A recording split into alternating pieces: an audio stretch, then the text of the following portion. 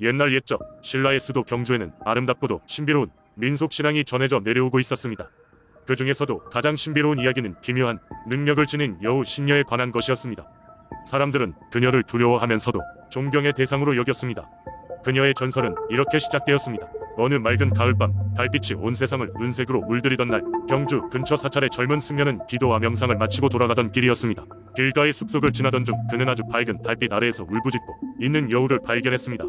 그 여우는 다친 것 같았습니다.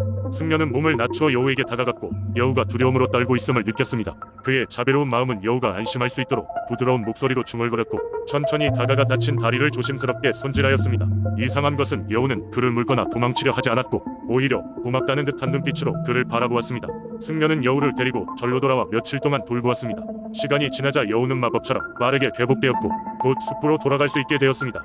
그날 밤 승려는 여우가 완전히 회복된 것을 확인하고는 숲으로 돌려보내주기로 결심했습니다. 이별의 순간 여우는 다시 한번 승려의 눈을 응시하였고 그 눈에는 인간과 같은 지혜가 깃들어 있었습니다. 그때였습니다. 여우가 갑작스럽게 빛으로 변하여 젊은 여자의 형상을 나타냈습니다. 승려는 놀라 어리둥절해졌지만 여자는 미소를 지으며 고개를 숙였습니다. 그녀는 자신이 여우 신녀라고 소개하며 승려에게 도움을 받은 것을 감사했습니다. 내게 은혜를 베풀었으니 나도 당신을 돕겠소. 그녀는 속삭였습니다. 당신이 인생의 고난에 처할 때 내 이름을 부르시오. 그러면 내가 나타나 당신을 도우리다. 무엇이 사실이고 무엇이 꿈인지 혼란스러워하던 승려는 그저 고개를 끄덕일 수밖에 없었습니다. 그녀는 다시 여우의 모습으로 돌아가 어두운 숲속으로 사라졌습니다. 세월이 흘러 그 승려는 사람들 사이에서 지혜롭고 자비로운 인물로 유명해졌다고 합니다. 사람들이 어려운 문제로 승려에게 찾아오면 그는 감명 깊은 조언을 주고 마음의 평화를 되찾도록 도왔습니다. 누군가는 말하길 그때마다 승려의 뒤에는 은색 눈을 가진 여우가 살짝 모습을 드러냈다고 합니다. 이렇게 경주에서는 여우 신녀에 대한 전설이 오랜 세월에 걸쳐 이어져 내려왔고 사람들은 그녀가 아직도 숲속 어딘가에서 숨어 자신을 돕는 이들을 지켜보고 있다고 믿었습니다.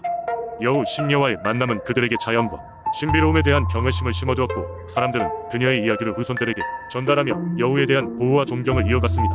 두 번째 이야기. 옛날 옛적 청명한 하늘과 푸른 바다가 맞닿은 조용한 마을 장흥에는 바다의 용왕이 숨어 산다고 전해지곤 했습니다. 이곳 주민들에게 바다는 단순한 삶의 터전이자 신성한 존재였습니다. 매일 아침이면 부지런한 어부들은 노를 저어 배를 타고 바다로 나아가지만 바다의 깊은 곳에는 용왕과 그 수족들이 살고 있다고 믿으며 절대 무례를 범하지 않았습니다. 장흥에서는 매년 봄 누군가가 용왕에게 조상으로부터 전해오는 귀한 음식을 바쳐야 한다는 오랜 전통이 있었습니다. 허락받은 이는 마을에서 가장 선량한 마음을 가진 자로 리더의 단단한 눈빛을 통과해야만 했습니다. 그리하여 용왕제가 열리는 날이면 마을 사람들은 하나같이 흰 옷으로 갈아입고 햇살이 비치는 해변에 모였습니다. 그날 바다의 모습은 애달플 정도로 고요했습니다. 어른아이 할 것 없이 모두가 진지한 표정으로 행사에 몰입했습니다. 행사에서 선출된 어린 소년 성민은 마을에서 용왕의 사자라 불리는 자리에 올랐습니다. 큰 소년은 아니었지만 부모님께 물려받은 맑은 눈으로 부드러운 미소를 띄었습니다. 이윽고 행사가 시작되고 그는 용왕의 고향에 가까운 해안가로 발을 옮겼습니다. 성민은 떨리는 마음을 애써 진정시키며 손에 꼭 쥔 음식을 바닷물 위로 던졌습니다. 그러자 마침 쭈빛 바다 한가운데에서 커다란 용의 형상이 떠오르는 듯했지요. 순간 모든 이들은 숨을 죽였고 서늘한 바람이 부딪혔다고 회자되었습니다. 성민의 귀에는 고맙도다 작은 친구여, 이곳은 이제 우리의 지킬터가 될 것이니 안심하라 라는 위안의 목소리가 들렸습니다. 그날 이후 장흥의 바다는 더욱 넉넉한 빗줄처럼 주민들에게 풍요와 안전을 가져다 주었습니다. 어떠한 천재지변에도 용왕은 반드시 마을을 보호해주곤 했지요. 어촌 마을에서는 이 전설을 전설로 믿지 않았지만 전해 내려오는 용왕제의 날만큼은 모든 주민이 마음 깊이 주목했습니다. 그러면서 자연스레 그들은 용왕이 망자로 남은 것이 아니라 저 먼 바다 저편에서 언제나 마을을 지켜보이는 것임을 믿게 되었습니다. 오늘날까지도 장흥에서는 이 특별한 이야기가 부모에서 아이로 전해지면서 신성한 바다에 대한 경의와 존중을 전달하고 있습니다. 이러한 믿음이 바로 장흥을 지키는 힘이라는 것을 알게 되며 매년 같은 날 바다에 절이는 진심 어린 행사의 중요성을 느끼게 해준답니다. 세 번째 이야기. 옛날 옛적 지금의 경상북도 울진 근처에는 바다와 삶을 함께 하던 사람들이 살고 있었다. 이들은 풍어를 비는 제사를 매년 열며 바다의 신을 섬겼는데 이 바다의 신은 유명한 용왕이었다. 울진 앞바다에서 성난 바다를 제어하고 어민들에게 풍어를 선물하는 용왕의 이야기는 마을 사람들 사이에서 종종 이야기되곤 했다. 전설에 따르면 용왕은 홀로 깊은 바다 속에 살며 사람들의 소망과 기도를 들어주는 자비로운 신이었다. 그러나 누군가가 그의 집을 찾아와 부탁을 하기 위해서는 고요한 밤 깊은 산속에서 가장 빛나는 샘물을 찾아야 했다. 그 샘물은 신령한 기운을 머금고 있어 마시기만 하면 용왕과 대화할 수 있는 힘을 준다고 한다. 오랜 시간 동안 마을 사람들은 이 샘물을 찾아다니곤 했다. 해마다 같은 날 마을의 젊은이들은 산속으로 들어가 샘물을 찾아 헤맸고 어떤 해에는 실제로 샘물을 발견한 이들이 나타나기도 했다. 그들은 샘물을 마시다 용왕의 목소리가 들렸다. 나를 찾은 것을 환영한다. 젊은 여행자여, 나의 바다를 지키고 너희 마을에 대한 너희 진심 어린 바람은 무엇인가? 용왕은 부드럽고 깊은 목소리로 물었다. 샘물을 찾은 이는 마을의 풍어를 기원하며 용왕에게 감사의 말을 전했다. 용왕은 이에 깊은 미소를 띄우며 대답했다. 내가 사는 땅에 풍요와 평화가 함께하길. 나 또한 나의 바다에서 너희를 지키리. 세월이 흐르며 용왕의 명성은 더욱 커졌다. 마을 사람들은 매년 풍어제를 열며 용왕을 위한 풍성한 제물을 바쳤다. 그리고 바다에 나갈 때마다 용왕의 축복을 기원했다.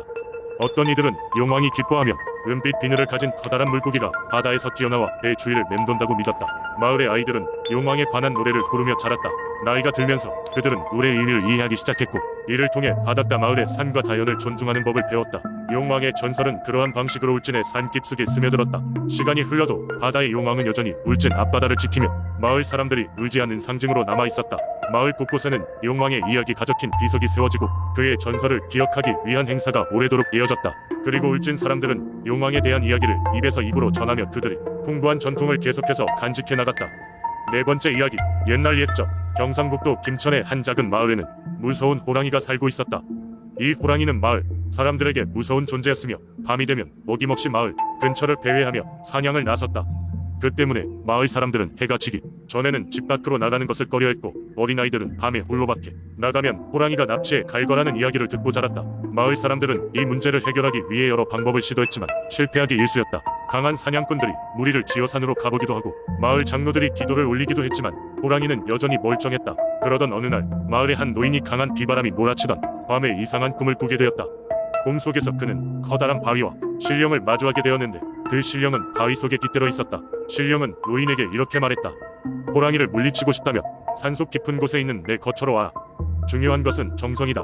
꿈에서 깬 노인은 그 말을 떠올리며 마을 사람들에게 이 이야기를 전했다. 그러자 몇몇 용감한 청년들이 노인의 꿈을 믿고 신령을 찾아가 보기로 결정했다. 그들은 산을 넘고 타고난 용기를 발휘하여 어렵사리 신령이 알려준 바위 앞에서 그들은 정성스럽게 마련한 음식을 차려놓고 신령에게 정성을 들이며 기도하기 시작했다. 그날 밤 청년들이 기도를 마치고 마을로 돌아왔을 때 마을에는 이상하게도 이상한 조용함이 감돌았다. 다음 날 아침에야 사람들은 호랑이가 더 이상 나타나지 않는다는 것을 알게 되었고 이를 두고 사람들은 신령의 자비로운 도움 덕분이라고 믿게 되었다.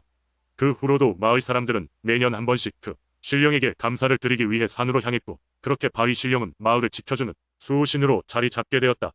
김천의 이 마을에서는 지금도 이 이야기가 전해져 내려오고 있으며 신령의 은혜에 보답하기 위해 마을 사람들이 함께 모여 축제를 열고는 한다. 이러한 전통은 세월이 지나도 여전히 마을의 소중한 문화로 남아있으며 신령의 이야기는 마을의 자랑이자 김천의 중요 민속 신앙 이야기로서 사람들에게 전해지고 있다. 다섯 번째 이야기, 옛날 옛적 상주의 달래강가에 소금할매라는 이름으로 불리는 할머니가 살고 있었다. 그녀는 마을 사람들 사이에서 특별한 능력을 가진 사람으로 여겨졌는데 바로 사람들의 마음을 어루만져주는 특별한 소금을 만들 수 있기 때문이었다. 이 소금은 단순히 음식의 맛을 더하는 용도로 사용된 것이 아니라 사람들의 아픔과 고통을 덜어주고 마음을 편안하게 해주는 신비로운 소금이었다. 소금할매는 이 소금을 만드는 비법을 아무에게도 알려주지 않았다. 그녀의 수수께끼 같은 소금은 그녀가 직접 달래강에서 채취한 특별한 물과 밤하늘에서 별빛을 받아 만들어지는 것으로 전해졌다. 그래서 마을 사람들은 종종 그녀가 밤이 되면 강가에 앉아 소금을 만드는 모습을 목격하곤 했다. 할매는 늘 상냥하고 따뜻한 말투로 마을 사람들을 맞이했다. 그리고 그녀의 집을 찾아오는 사람들에게 준비한 소금을 한 줌씩 나눠주곤 했다. 그 소금을 받아든 사람들은 저마다 이 사연을 털어놓으며 마음의 위안을 얻었다.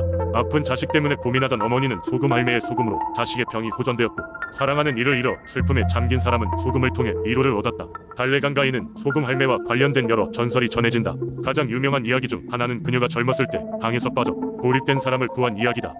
어느 날 밤 크게 비가 내린 후 강물이 불어나 급류가 생겼다. 한 청년이 그만 강물에 휩쓸려 내려가던 중이었다. 이를 본 소금 할매는 서둘러 강가로 달려갔고 신비로운 소금이 담긴 주머니를 강물에 던졌다. 그러자 강물이 순식간에 가라앉으며 청년을 안전하게 내보냈다는 것이다. 세월이 흐르면서 마을의 많은 것들이 변했지만 소금 할매의 전설은 여전히 사람들 사이에서 전해지고 있다. 어느덧 할매는 세상을 떠났지만 달래강가에선 이따금씩 밤하늘의 별빛을 받으며 소금을 만드는 그녀의 모습이 보인다는 이야기도 있었다. 그래서 사람들은 힘들 때마다 강가에 소금 할매의 이야기를 되새기며 다시금 희망을 얻었다. 오늘날에도 달래강가를 찾는 이들은 강의 물소리를 들으며 소금 할매의 전설을 떠올리곤 한다. 그리고 마음 한구석에 자리잡은 작은 소금 알갱이처럼 서로에게 따뜻한 위로를 나누며 살아가는 법을 배워가고 있는 것이다.